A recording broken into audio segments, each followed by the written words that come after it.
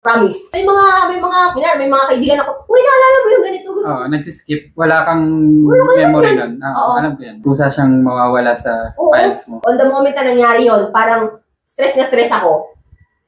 Parang mapaprocess siya ng utak ko na, okay, salimutan mo to. Meron din ako to the point na hindi ko kilala yung pangalan. Ex ko na yun, ha? What? Oh. What? Sino to? Secret. Hindi, initials lang. Ha? Initials. May ganun. Parang kilala ko to. Oh. Sabi, nakita nung tropa yung phone, ex mo yun eh. Ah, okay.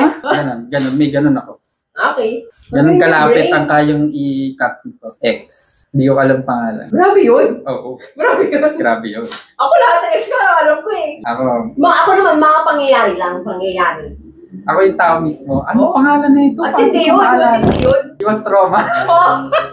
Kasi kailangan, makakalimutan kita agad-agad eh. Amazing. Ang galing ng brain. So kung magpaparay ng plastic, ang galing yun, no?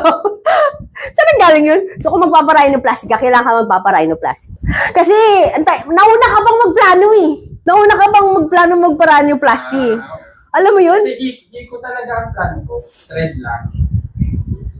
Huwag na, just do it. Yun nga. Kasi yun, ni-research ko. Kasi yung mga nagpahiko, mas mahal. Nagparay mo. Kasi another procedure yung removal ng threads. Kasi kumakagat yun eh sa laman.